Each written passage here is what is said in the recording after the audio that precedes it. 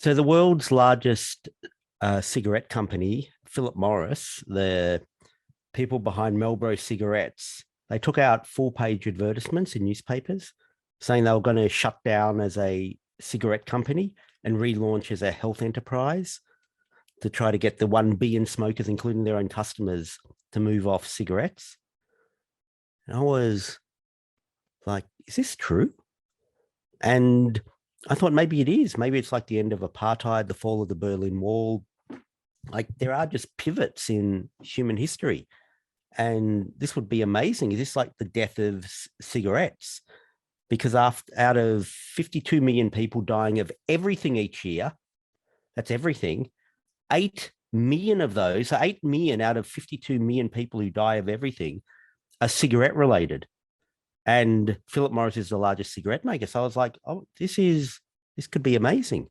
But then I did some snooping, and you'll never guess it, but you cannot always take the makers of Marlboro cigarettes on face value. Sometimes they have a slippery second agenda, which was that one of the challenges that they face is they're getting really significant pushback by government regulation. So last year, 2020, in Europe, the European Union banned the production and sales of menthol cigarettes all across Europe. And Philip Morris correctly interpreted this of, holy hell, that's not good. And also it's just the first step from banning all cigarettes all across Europe. So they had to come up with an angle. And their angle was to say that they're going to introduce this new product, which they swear isn't a cigarette. But what it is it's tobacco rolled in paper with a filter at one end that you plant between your lips, inhaling nicotine and tobacco between your lungs. So here's what it looks like. So that's apparently not a cigarette. And so their big gambit was to go, they said, yeah, well, we'll stop producing menthol cigarettes. Oh, we've got this new product. It's a menthol heat stick. So, and then, so that's what their whole thing of we're moving people off cigarettes is this total messing with our minds, but they're really just, it's a cigarette. But what was amazing was that it worked. Like the European Parliament didn't factor in what happens if Philip Morris, when we ban menthol cigarettes, if Philip Morris put out a menthol cigarette, but just say it's not a menthol cigarette, say it's a menthol heat stick, and it worked. And so it was kind of amazing. And I was wondering why no one was chasing this story like me. So that really encouraged me to chase after the story. And particularly at the start, there was a little bit of like, oh, well, I don't smoke myself. I mean, I've never smoked for a sustained period of time, even though I have rammed everything in my mouth over the years. So then it was like, well, what's the connective tissue going to be between me and this issue? And then I realized it was words, because Philip Morris's gambit was all based around words and bending the meaning of words and dancing around the meaning of words and trying to change language to change reality. So it's like, oh, yeah, no, you're not putting out a cigarette, we're putting out a heat stick. And then they claim it doesn't emit smoke, it emits aerosol, but you look up aerosol in the dictionary and it gives a list of different types of aerosols. One of them smoke. Then they say that it doesn't contain tar, but they've just changed the word for tar into nicotine-free dry particulate matter. And it's all these word games. And I started thinking, because I went to yeshiva college and so had to listen to the rabbis blather constantly. And one of the big things was about the power of words and about, for instance, God created the universe by breathing words, and we can kind of bend realities ourselves, according to Kabbalah, by, using words. So like words are just considered such a powerful thing in Judaism. And in a way that maybe if you're Jewish, you think, Oh, everyone always talks about that or ruminates over that, but they don't. And and so I started realizing, um, yeah, that Philip Morris were really doing some serious corporate Kabbalah here, where they're kind of trying to they're trying to bend language and bend words and looking into the gematria of smoke, looking into the gematria of aerosol. That's what my job was, to try to kind of pull apart how Philip Morris were, you know, using language to try to just totally reshape reality. And it worked. It worked because they just changed words and they got to slip around the European menthol cigarette ban.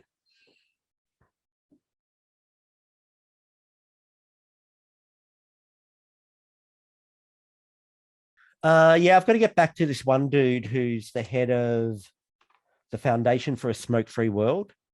Because and I'm sure people hearing that, for the Foundation for a Smoke-Free World, know that must be like Quit Victoria. It's and it is it's a non-profit. It's got the right tax number to be a non-profit, Foundation for a Smoke-Free World. And guess what? Uh, a Foundation for a Smoke-Free World, the non-profit, has one donor, Philip Morris. 100% of the funding from the Foundation for a Smoke-Free World, which goes out there into anyone's ears, sounds like they're trying to end smoking. It's a Philip Morris, 100% Philip Morris funded. So the head of them has emailed me. I haven't got back to him yet because I don't know what I'm going to say or whatever. And he's sort of, they're really good at creating these kind of beside the point, like, just so you're starting to talk about what the main issue. Already he started it in the email, because he started talking about because his claim is that they're independent despite the fact that they're 100% funded by Philip Morris. Like, it doesn't sound that they're not. But let's say they are. Like, what does that mean? I don't understand. You're 100% funded by Philip Morris, and you advocate for these, counter to like the World Health Organization or Quit Victoria. You advocate for products like this, and you say, and so I don't even like I'm man. It really is like, if you've got someone who's like manipulative in your family, who, like, just everything they say, you have to be wary, and then you're not wary, and then you're driving a car half an hour later, like, damn it, or whatever. That's how you got to treat Philip Morris. Like, everything's this. There's this book, I don't know what it is, or this expression at least, which is, hello, she lied. And the joke is she can't even say hello without lying. And the Philip Morris are like one stage beyond that. It's like Philip Morris are like, huh, uh, they lied.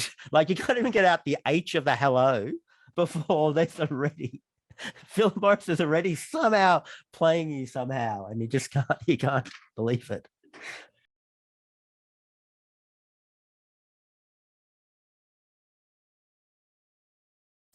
Well, you're not going to believe I'm not a narcissist, but I swear to God, I'm not a narcissist. And that it is because I want to be a storyteller. I have this creative urge in me somehow to tell stories, and it just improves the story. Like, it's not like I've got Tourette's or something where it's like, oh, I have to talk about myself. But and it just becomes fun and funny. Like, because kind of ironically, there is that overarching joke in all my work, which is like self-aware faux narcissism, I'd say. Like, because like, when people watch it, and like I've somehow made it all about me, like they know I know, if you know what I mean. Like, they're not, and like there's usually humor in the fact that I've made it about me. Like, it's never just like, oh, I've made it about me. There's usually like somehow that is commenting on my character and makes my character more interesting, because of course, like, because most people who'd write a book, especially about Philip Morris, would not be starting out their book with because I'm at this near the start of my book, I'm watching a corporate video, a Philip Morris corporate video, and then underneath it there's like comments from members of the public, and a couple of them are like, if you work with Philip Morris, you're a murderer. because you're killing millions of people a year. And if you work for Philip Morris, you're going to go to hell.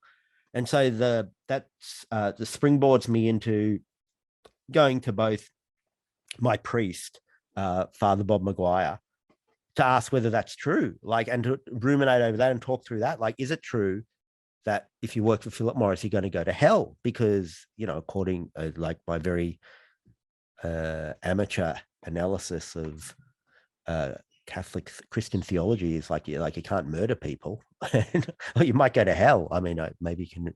And then so I go to him, and then I also go to Rabbi David Gutnick from East Melbourne Hebrew Congregation. Check it out if you live north side. And because I'm a paid up and proud member of East Melbourne Hebrew Congregation, and I ask him, I go, if you work for Philip Morris, are you breaking the sixth commandment, thou shalt not kill? So that just seems like that's really me putting my take on this and me as a character, because I'd only do that. Like, I reckon you could send 100 people out to write the same story, and none of them would sort of like start up with their Philip Morris story about being, anyway, so I went to my priest and my rabbi and whatever. So it just seems funny, and it seems like I'm sort of also, by making things about me, you're sort of like you're teasing your own audience, which people don't do anymore. Everyone's like so literal, where it's like, oh, I want to appeal to my audience, I'm going to like suck up to them, or I'm going to say they're right about everything and that they're enemies of whatever another ideological position is. They're wrong about it or whatever. When I've just like always found it kind of more fun to kind of tease your audience a bit more and sort of challenge them a bit, but again, not really like from some moral. Maybe it is moral, I don't know, but it is more like it's just funny. I'm driven so much by storytelling impulses, and as opposed to, even though like this book is journalism and is op-ed and I guess is activism in a way, it's still not driven by any of that. It's driven by like storyteller impulses. So when I'm like writing it, and it's like instinctual, and it's not like all calculated or whatever, but it is like I just make all these decisions based on storytelling impulses, and then I find after the fact that that's really helped tell the journalism or whatever. So, like, to give you an example of what I mean is that this book is solely about Philip Morris. It's not about the other big tobacco companies. But I met other big tobacco companies, and I spoke to people from other big tobacco companies, right? And there was like killer stories. But then the storyteller in me was like, well, no, it's just kind of funnier, like that I'm mono obsessed with Philip Morris, and Philip Morris is the dragon I'm out to slay. And whenever I tried to write about any of the other tobacco companies, like it just sort of lost a bit of its footing. And it almost like, I'm sure a reader wouldn't process it this literally, but it didn't make really emotional sense that because I set up at the start how I'm like mono focused on Philip Morris, and there's this one campaign they're doing and why no one cares about it. And Philip Morris near the start kind of pull the rug from under me because they promised me they're going to meet up with me. Then they don't. And that kind of screws me up with Penguin, because I've only got the book deal in the first place because I told Penguin I could get behind the doors with Philip Morris because they said I could get behind the doors with them. So then suddenly there's this layer of like self-interest and sort of like pettiness that's like informing my motives. And it's like, it's such a better motive. Me being petty is such a better motive than me kind of, for instance, like the fact that like because of cigarettes, we have to spend so much more on healthcare in Australia for hospital beds that we can't then spend on other things, right? There's a limit to how much like an audience is going to go along with, like, oh yeah, oh John, yeah, you really know anything about the freaking budget, and you're really there thinking, oh my god, they can't spend that $1 million on saving the koalas, right? Whilst me being kind of petty that they've screwed me over, and by saying I could get behind the door, and now left my butt flapping in the wind with Penguin after I've signed this goddamn book, like that's a sort of like far more kind of funnier and better storytelling and kind of drive or whatever. Not that there's not multiple drives here, but there's that. And then also with like activism or op-eds or whatever. Like, I totally don't say things if I think they're going to be like confuse the story too much. Like, I kept on making decisions that this is already complicated enough that I don't need this extra layer in it. Like, I'm barely going to have people, I really have to, because I'm not even understanding this. It's taken me a while for me to understand this. I've really got to slowly take people through this. So, for instance, I did think about putting a thing about how, listen, oh, just by the way, even though I'm against this and I'm attacking this or whatever, like, ultimately, like, do what you want to do. Like, I'm not saying, like, if you want to smoke, you can smoke. If you want to take the IQOS, take the IQOS. Like, you can do it. I'm not like it's not like, because that would be my true like opinion, right? Except in the context of the book, it just seemed like an enormous sellout, like storytelling sellout at the end to sort of like go, oh, by the way, if you don't want to, if you want the IQOS, you can have it. Oh, the IQOS is the name of the device that heats up this, by the way. So yeah, so that was me, like, not being an activist, and just constantly, there are things that if I was a journalist, I would have just, like, when I go to the vaping, well, I find out about the vape inquiry last year in Australia, and I discover certain things, and I don't then go to the opposition and get their opinion on this, because that just would be, I don't know why. But again, it's like this storyteller thing. I just sort of just go, is this for the story or is this not? And I let the work speak for itself, because I reckon this book is really the ultimate case for me and my methods, because I've kind of got this 100% like revelations that no one else, like, there's not like there's this article in the New York Times about the stuff that's here. And I've done that by following my storyteller impulses, as opposed to following sort of like, oh, I have to be moral or I have to or I have to like follow every journalistic thing or whatever. Even the fact that I find out information through my slippery methods, like I buy shares in Philip Morris, and so I can go to their get on their financial calls, because you have to do that on their financial calls. And if I was like a regular journo, it'd be like, well, can I really? Like, I really can't, because I'm giving money to Philip Morris. Like, it's unethical. Like, I probably like literally couldn't if I worked for the ABC or whatever. And but because like my character's slippery, I can do that. And then not only that, it's better for my character that I do that, because then my character becomes complicit and complicated. And then that's good. Like, for most people writing this book, if they're just a regular journalist, that would be like, oh, I'm going to hide that. I'm going to hide that I bought shares at Philip Morris, because people are going to question my impartiality, and it's just not what you're meant to do. It's not ethical or whatever like that.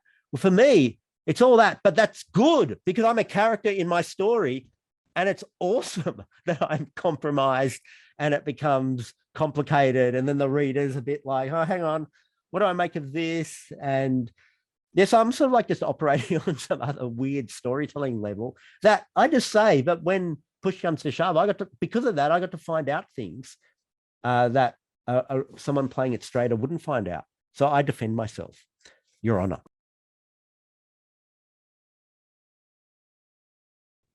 Yeah, I guess so, because it's kind of a way to process the world. And so it's both a way to process the world where I feel like, oh, at least I've got some bearings and I've got some roots to that.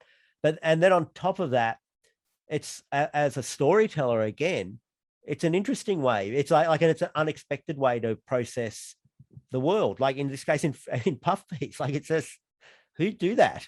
Who would sort of like constantly go to a priest in his book to talk about the ethics of, like, oh my God, now Philip Morris has invited me to lunch. What are the ethics of that? And then Father Bob tells me a story of Jesus and about how he, took in a dubious businessman. He accepted a lunch from a dubious businessman.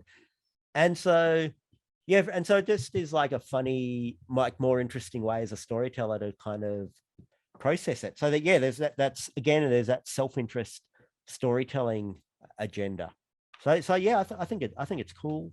And it is interesting how sort of like religion has sort of faded away a bit in 2021 as a reference point compared to things like race. So even things like, for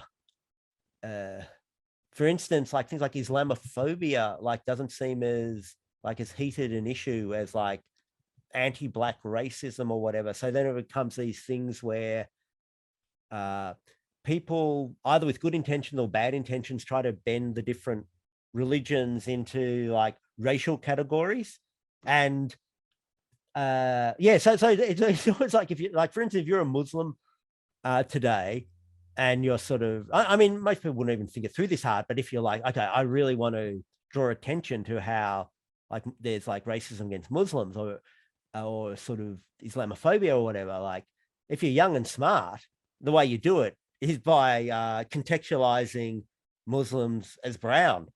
And see, we're part of that. We're part of that, as opposed to kind of like, oh, it's wrong to be Islamophobic, when surely it's wrong to be Islamophobic or just, yeah. So it is interesting. I find it interesting how race has been, sorry, religion has been being recast in racial categories, which is fine in one way, but it's interesting when it's done in a very calculated, cynical way, which I actually bring up in my book Puff Piece about, because I'm talking about how the way you rebrand things and rename things and relabel things can have like such a huge impact on things. Like Philip Morris are just getting away with all this stuff by kind of saying, oh no, it's not a cigarette, it's a heat stick, and it actually working or whatever. And I talk about in the book how I noticed this thing over the last maybe 5 years or whatever of this very like deliberate. So the point I'm making here is it's deliberate. Like it's not like, oh, it's just like, oh, whatever.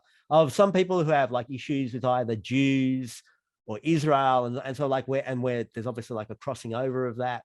But let's keep it simple and just say Jews or whatever. Is I've noticed this like calculated, like deliberate thing to sort of like scrub out that Jews are Jews and just relabel them as white. And I was like really confused when this I first noticed it with my last book, which was about looking into extremists, called Depends What You Mean by Extremist. And and it was like, it was amazing. It was like within half an hour of my first day of researching this book is when I first noticed it. Because what drove me to start writing that book was there was a group of neo-Nazis, in cohorts with other people who weren't neo-Nazis and were just, you just say they were right-wing or something like that. They'd organized a rally in the Melbourne CBD. And then there was the left organized a counter rally saying, listen, these skinheads are going to show up on the street. We've got to, as the left, have a counter rally. So then I turned up, and within half an hour, because I was like writing all these sarcastic things on social media and getting attention, like, hey guys, I'm at the rally this morning. If you see me, come over and say hail, or whatever, all that kind of stuff. I was just being a smart aleck, and everyone was like, isn't John funny or whatever? And this was like annoying some people or whatever. Anyway, so then I noticed this one dude on social media who went on, he's gone on to be like, work for SBS, write about racism or what. So he's a smart guy and this is his area or whatever. And he had a go at me saying anti-racism doesn't need any more white people to speak on its behalf. And I was like, what? So he was like, and then there was this other woman who I went on to find, like these people, I didn't even know who they were. Another woman who was like a prominent academic. In fact, from what I can gather, what the leading voice in Australia for this thing called critical race theory, which, God, I don't even want to start with that. Anyway, but like an academic. So what I'm saying is these people are smart people who do deliberate things. She also, on the same day, started a conversation about Jews at the rally because they're white. And so it's like, I'm just so confused because I'm like, hang on, you do know neo-Nazis don't like Jewish people. So this is really weird that you're sort of like bending things in this way to sort of try to make out it's problematic that Jews are protesting against Nazis from the left, and that's your left-wing position or whatever. So I was like, first I just thought, maybe I've just like bumped into some odd people or whatever. And so I put it in my last book, but I didn't like investigated that much. Like I didn't dig into it. I just thought it was like a bit of like a kooky thing. Like, you know, you meet the mad guy on the soapbox who thinks the Freemasons sort of like are controlling radio waves in his head or whatever. But then it's the following years I saw, no, it wasn't a thing. It's like this deliberate thing to try to make Jews a problem in areas that hitherto they haven't been a problem, because why should they be a problem? And then furthermore, makes the people attacking us look suspicious to my mind, because hang on, why are you doing this? There's no way you don't get, like, freaking people who don't go to university are kind of across that whole Schindler's List Anne Frank thing, right? There's no way you're an academic at university and it's like, oh, I'm going to pretend I don't know that John's Jewish, even though he's white, and I'm going to pretend I don't get that Nazis, their central villain is the Jew, and I'm somehow going to bend all around that and try to make a problem of Jews. And it's so insidious because, and the reason it kind of bugs me a bit is because I feel really ripped off, because up until this new point, I took these people on face value and I thought, like, you know, fair enough, right? So they'd be saying, oh, listen, and they'd always make a point of this. They go, listen, we don't have a problem with Jews. Can I just make that clear? We don't have a problem with Jews. What we have a problem with is in Israel, you've got like settlers and they're taking land from Palestinians, and you have versions of that and go, but listen, we just don't have a problem with Jews. Okay. So I'm like, okay. And I was always like, you know, this thing in Israel is complicated, but definitely makes sense. I definitely don't think like an anti-Zionist or a Palestinian advocate is like mad, like, oh, you're totally mad, I don't understand or whatever. I get that it's complicated and there's two sides or whatever, but like, yeah. And I just took them on face value that these left-wing people don't have a problem with Jewish people, right? Then when this whole, hang on, but adding, oh, can we add on? Yes, there is a problem with Jews because they're white, and that therefore that means they're problematic on the streets of Melbourne in the way that I don't know, a Muslim or an African Australian or an Asian Australian. It's like, whoa. So that was bullshit. You said for 10 years that your only problem was with Jews because of Israel or whatever. And isn't it kind of messed up that you're saying you've got problems with Jews in Israel, and now you're saying you've got problems with Jews out of Israel, because there's only two places a Jew can live, either in Israel or out of Israel. And I guess, so it's like, that's what makes it so toxic to me. Like that it is that thing of we've central to a lot of left-wing people's thing is that the central problem with the world issues is Israel, and because Jews are there in Israel and went there to Israel. And so then it seems really messed up for you to then not like pretend there's not that sort of like backdrop to then say, oh, by the way, no, there's also a problem with Jews outside of Israel too. but oh no, but we've got this really good reason. It's because Jews are white or whatever. Like, let me I learned this thing when I was doing my last book, Depends What You Mean by Extremists, which was mainly about the far right. And at that point, they were trying to rile up animosity towards like Muslim Australians. And what I learned from that is that racist rhetoric is woke. And by that, I mean, is that there's always like a reason, whenever these Islamophobes, these right-wing people were trying to rile up animosity towards Australian Muslims, they'd always like lean into some human justice thing. They'd say, listen, well, first of all, the big one is like terrorism. It's like, well, it's bad to kill people, which is like, yeah, it is bad to kill people. But then they'd also lean into like, well, they're a culture that's not as modern and woke. Basically, without saying the word woke, it's so ironic. It's like neo-Nazis leaning into wokeness. They're saying, listen, like we're more advanced about women.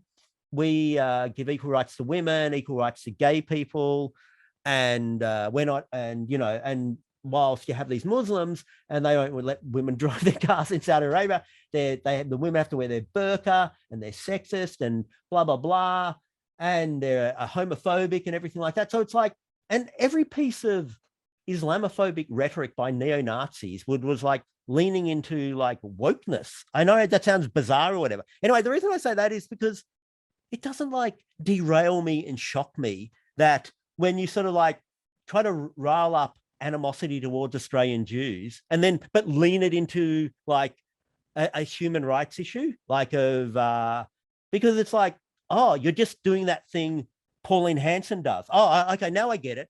You're doing it to rile up your animosity towards Jews in Australia.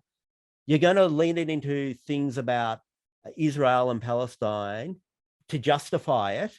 And it's like, oh, okay, so yeah, you're doing that thing Pauline Hanson does when she tries to rile up animosity towards Muslim people. Or like when neo-Nazis try to do it to rile up animosity towards Black people, where they always like lean it into these like woke.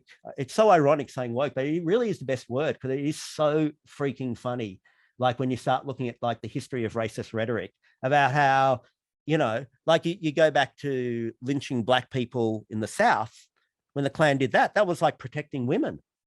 It's like they were saying, oh, we have to do this because we believe women are being attacked by Black people, and the Klan pre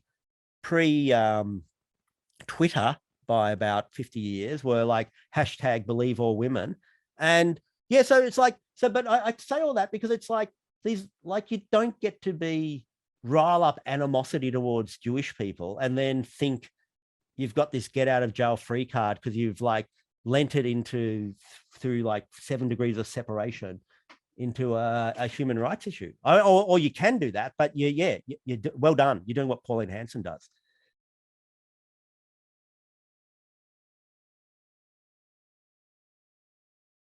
No, I think it will be about slippery language and I think there's so much more meat on this bone.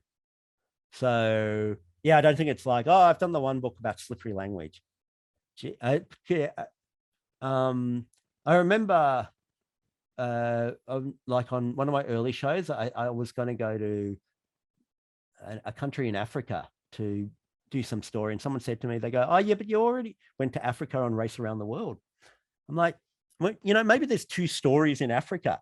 Like, how the hell does the Herald Sun have 10 pages of AFL every week in the sports section, every week, every day? And it's like, yeah, maybe if the Herald Sun, maybe if in Australia there's somehow week in, week out, just endless AFL stories. Maybe there's like 2 stories in Africa. So I think I'm going to, I think I'll do a story on slippery language.